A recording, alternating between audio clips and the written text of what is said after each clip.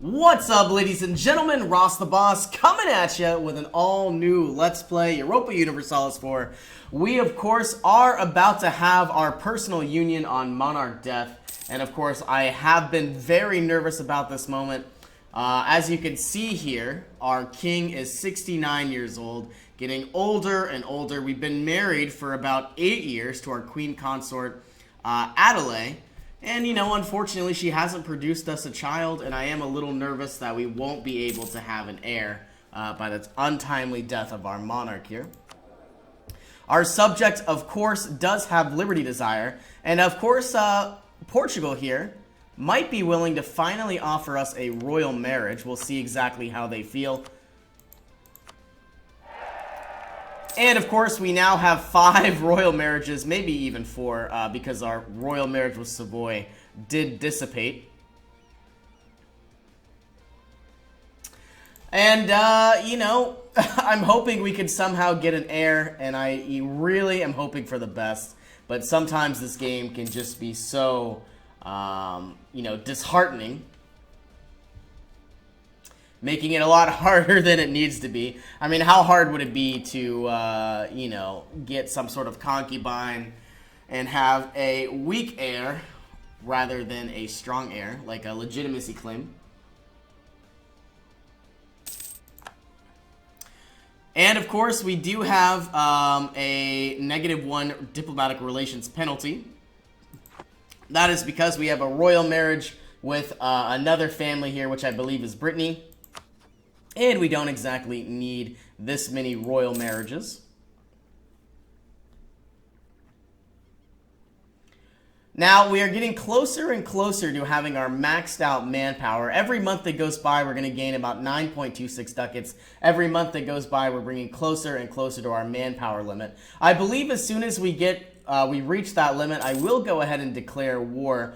You know, I think I will need all the manpower for the untimely death of our monarch here. We will be cast into a war, most likely between France and Aragon. I believe it will be on the side of France. So we will have to go to war against Aragon, trying to destroy these 26,000 regiments. How close are we to our next military technology? We are 4 years ahead of time, but I would love to unlock our large cast bronze mortar. And, of course, I would like to get national ideas and basic financial instruments. If we go into our technology map mode and then our institutions button, we are nowhere near getting a presence of the Renaissance in Castile. And I am going to go ahead and try to fix that for us. If we go to Cantabria, I'm going to try to improve. Actually, let's do it this way. Let's go to our economic map mode, go to our development. We are going to look for green territories, try to get these territories to 20. Development, only because the Renaissance will spread faster to these provinces. 20, 20, 20, 20. I will give you another production. And I will give you some additional production and a taxation. And, of course, we now have a variety of provinces that do have 20 development going into the open and close institutions. You can see here that we should expect it much sooner than what was previously anticipated. Now, as I stated, I am ahead of time in my military technology, but I am behind schedule in not only our administrative power, but our basic financial instruments as well. I do plan on embracing the Renaissance as soon as we can, and fortunately enough, this spread should be much more efficient compared to some of these other countries. Most likely because our development is now much higher, and we are doing our best to improve the local development in a variety of provinces. Now, we are still waiting on an heir. 70 years old now, meaning King Juan II is going to croak at any moment. Very unfortunate. I might go ahead and declare war on Morocco. They will bring in Tunisia, but of course I will be able to complete my mission very soon. Let's go ahead and improve our army maintenance to the top. And my mission, of course, is to extend the Reconquista, or continue the Reconquista, taking over these 3 provinces. If all goes according to plan, I will try to go ahead and cede more territory to the Tliminkin. Obviously, they are very rebellious, but that is fine. If we go to our subject map mode, the reason why they're rebellious is because we enforced their religion. Thank God we now have a new heir. He is 0 years old, but oh my God. Oh, thank you, Jesus. Alright, so now we are going to move our troops closer and closer to the border, consolidate our fleets into the Straits of Gibraltar, and we should have 35 ships here in the Straits of Gibraltar. We're going to send our troops down. We almost have maximum manpower. And you know what I would like to do? I would like to declare war now and try to get these 6,000 regiments destroyed. We are going to do a well, no. I was thinking about doing a reconquest Casus Belli. We are going to try to take Ceuta. And we are going to declare war. France, of course, will not be joining in, but that is fine, and that will be okay. We have now declared war, and I'm hoping these 6,000 regiments will be destroyed very quickly. And you know what? I am going to go ahead and keep my units nearby. I was debating on bringing in some additional troops to Tangiers, but had they have been attacked, these troops here in Ceuta would not have been able to reinforce. So I'd rather play a slow and steady type of strategy where we can ensure our victory. Looks like the papacy has quite a bit of influence. I will go ahead and forgive usury, though of course getting an extra stability could be quite nice. My main issue to mercantilism could be, you know what, I'm going to get mercantilism, because this little investment now will certainly pay off a lot later. What mercantilism does, if you go to our trade map mode and you click any of these provinces, you can see here that, you know, mercantilism, not sure exactly where it's at. I know for sure it's in this trade map mode. You can see that mercantilism, we only have 12%. And what that means is we get an additional trade power in every single node that we have a merchant in, which I guess is only 3 for the time being. But, you know, as the game goes on and on and on, the higher mercantilism you have, the more trade power you're going to get. Now, it looks like we are at war with about 31,000 troops. We do have more units. And, of course, my goal here is to go ahead and try to get this 3 northern provinces in North Africa. We, of course, could take 176 ducats, but I believe we are going to safely secure ourselves the administrative power. Much more of a long-term investment, in my opinion, but having more administrative power is much better than having, you know, additional income. Now, our provinces are being sieged down. I am very happy about that. We should be getting a ticking war score here very shortly when we conquer our war goal. And our prestige is slowly improving as well. I believe if we can, you know what, we might have to try to put some units on top of Fez, though I don't like to do that. This is a mountainous province, and we won't be able to walk around this province because any type of castle will force you to move into this castle territory if you happen to step on any adjacent territory. Looks like the Ottomans have developed bronze cannons. They are now ahead of our technology because we don't even have that yet. But as I stated, I believe we're going to attempt to siege down Fez and possibly even Tangiers, or I don't think we'll be able to move into Melilla because, as I stated, we are adjacent. We may not even be able to move into Tangiers without conquering Fez. Looks like our rebellious vassal here is about to be taken out. Ah, he moved just in time. Now, had those 7,000 units been destroyed, what would have happened is, first off, Morocco would have lost manpower, which is good. But Tliminkin here, all vassals' relative power to Castile would have dropped substantially. Looks like they are going to be moving into this mountainous province and going to get absolutely decimated. And maybe not. Sometimes the game, you know, if you did win a battle, such as Tlemenkin did against those 1,000 troops, and even though you have a superior force limit coming in, Morocco, of course, the aggressor, would have moved away. We can invest in new technology. I would like to get national ideas. I think I am going to finally go ahead and improve the amount of diplomatic power we gain every month. I am hoping that our royal marriage with Provence will end very shortly with the death of our king.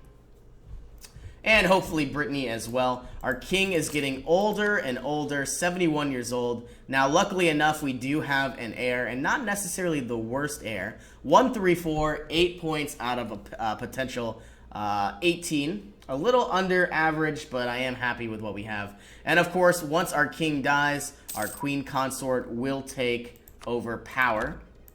And we are now moving into their capital of Fez, bringing the rest of our troops across the border here. Now, if Tunisia and Morocco do decide to move into this province, I'm not sure how well we would fare. Let's go ahead, and I would like to gain an additional military general. Hopefully, it'll be someone talented. 2-3, perfect. Much better than our 0-3. Now, I wonder, am I able to siege down Tangiers? I can, but I would have to take a boat, and I don't want to do that. Now, of course, our general here does have 1 siege tick, so that means our sieges will be somewhat more efficient.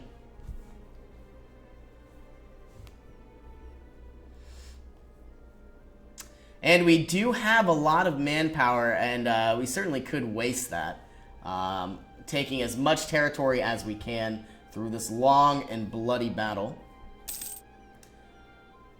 I would like these 7,000 units to be of good use to us, and I guess we'll see what happens.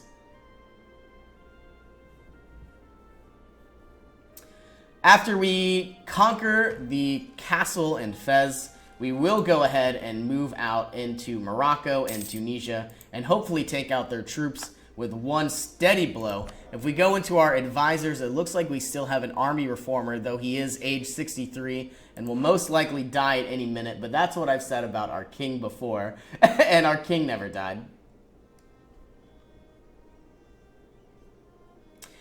Here we go. I would like to attack into this Highlands province as soon as this, you know, mountainous territory gets claimed. And a water shortage. Hopefully we can get these walls broken very, very quickly. That way, that'll go from about -7% to about positive 14%. We can invest in new technology, of course. I would like to get the additional production and the number of idea groups. I'm not sure I'll do that just yet.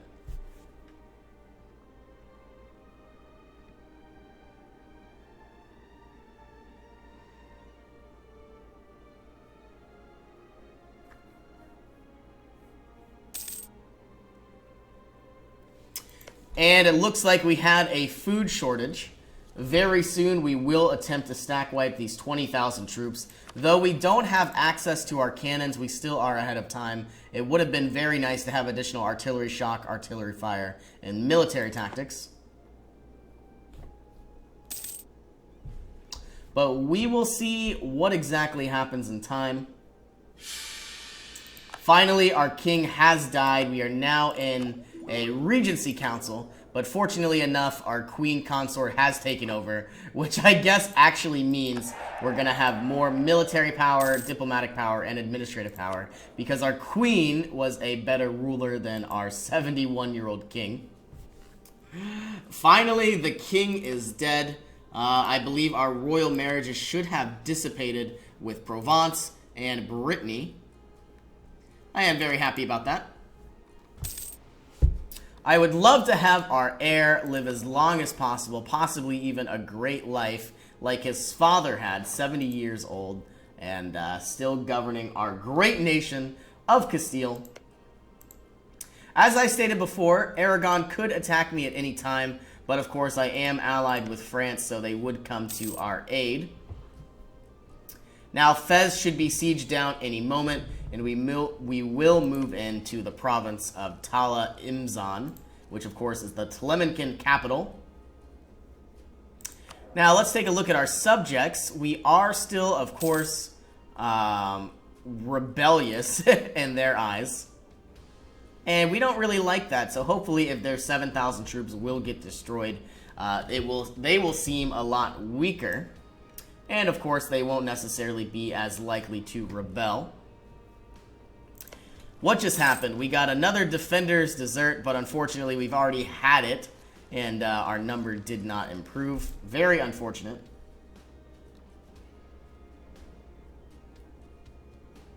And we are about to declare another battle here. Here we are, moving into this Highlands province, and then we will make our way into the capital of Telemancan.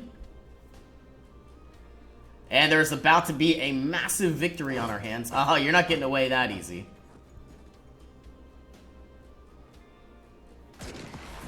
And of course, they are in the Highlands. They will get a -1 terrain penalty. I am very happy and very excited about that. In the meantime, we are going to move down to this province, and we are going, it looks like that is the absolute last province they own, at least for the time being, and I think I might come to aid the aid of these Telemancans here. The Iberian Wedding.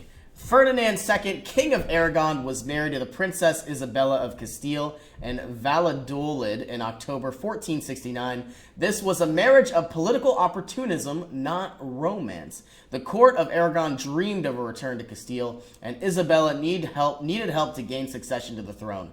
The marriage initiated a dark and troubled life in which Ferdinand fought on the Castilian and Aragonese fronts in order to impose his authority over the noble oligarchies, shifting his basis of support from one kingdom to the other according to the intensity of the danger. Despite the political nature of the union, he loved Isabella sincerely. Many considered Ferdinand the savior of his kingdom, a bringer of unity. Others despised him for having oppressed them. Machiavelli attributed to him the objectionable qualities of the Renaissance prince. I will certainly bind our dynasty to theirs. Oh my goodness, absolutely yes. A little unfortunate though that we are in a battle here. I'm hoping Aragon will be able to help us out. And surprisingly enough, it says they're our rival. That will end very shortly. I, of course, could gain 5 papal influence or 5 prestige. I am going to take the papal influence. And I believe I will begin sieging down Tunisia. That way, if we ever do get the opportunity, we could certainly piece them out much quicker than some of our previous predecessors. And of course, we now have a variety of subjects. We're going to have to do our best to keep our prestige up high. And 50 years from now, we should be able to begin our annexation of Aragon, and then eventually our annexation of Naples, and potentially our annexation of Portugal and Telemancan here. Now, is Aragon still a rival? They are now loyal. That is nice to see.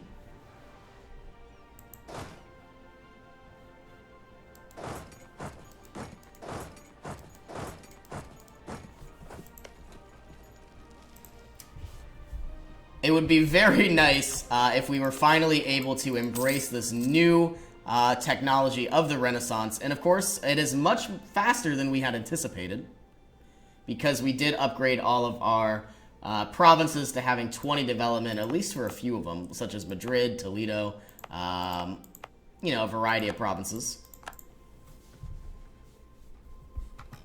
Aragon is moving in their 26,000 units. Hopefully, they'll be able to take out these Castilian noble rebels. And if all goes according to plan, we should be taking out Kablia much sooner than Morocco could take out Ceuta. And you know what? This is a Highlands province. I am going to move my 14,000 troops in.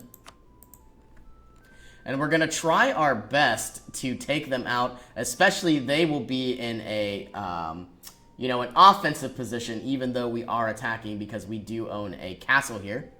Let's look at Portugal. Portugal is now positive 57 relations compared to having negative 200 not too long ago. I will go ahead. Looks like we have some additional rebels as well, but they are trying to siege down the capital. We'll make our way in, take out these Sunni zealots. And all should be going quite well. And it looks like these Castilian nobles are now actually in the mountains. They're going to get their butts whooped here in just a moment.